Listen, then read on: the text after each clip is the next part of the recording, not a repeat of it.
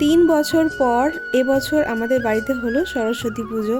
Hello everyone, আমি সঙ্গীতা। তোমরা সকলে কেমন আছো? তো সরস্বতী পুজোর আগের রাতে বসে পড়েছিলাম আলপনা দেওয়ার জন্য, কারণ পরের দিন সকাল 8:30 থেকে পুজো শুরু হওয়ার কথা ছিল। সকালে আর সময় পাওয়া যেত না।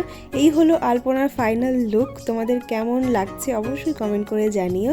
আর আমি সকালে রেডি হচ্ছিলাম, আর দেখো মা রাইকেও রেডি করা শুরু করে দিয়েছে। আমার ছোট্ট সরস্বতীকে কেমন লাগছে অবশ্যই কমেন্ট করে জানিও। তারপর আমরা সবাই মিলে আর কি পুজোর তোড়জোড় শুরু করে দিয়েছিলাম। সব কিছু গুছিয়ে নিয়ে বসতে বসতে আমাদের সেই 10টাই বেজে গিয়েছিল। পুরোহিত মশাইকে বাড়ির থেকে নিয়ে আসতে হয়েছিল। তারপর পুজো আরম্ভ হয়ে গেল। আমরা সবাই মিলে বসে পড়েছিলাম পুজোর জায়গাতে। শুরুতেই করা হলো সবথেকে ইম্পর্টেন্ট কাজ, আমার রাইয়ের হাতে খড়ি দেওয়া। ও তো পুরোহিত মশাইয়ের কোলে বসার জন্য একেবারে রাজি নয়, শুধু বলছে নো নো নো। তা যাই হোক, অনেক বলার পর রাজি হলো।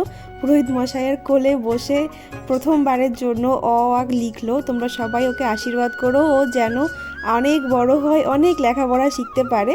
তো এভাবেই আমাদের পুজো টুজো শেষ হলো। অনেক মজা করেছি আমরা এদিনকে, আর পরে আর ভিডিও করতে পারিনি। তোমাদের আজকের ভিডিওটা কেমন লাগলো অবশ্যই কমেন্ট করে জানিও। আর তোমরা কে কে পুজো দিলে অবশ্যই কমেন্ট করে জানিও। তো টাটা।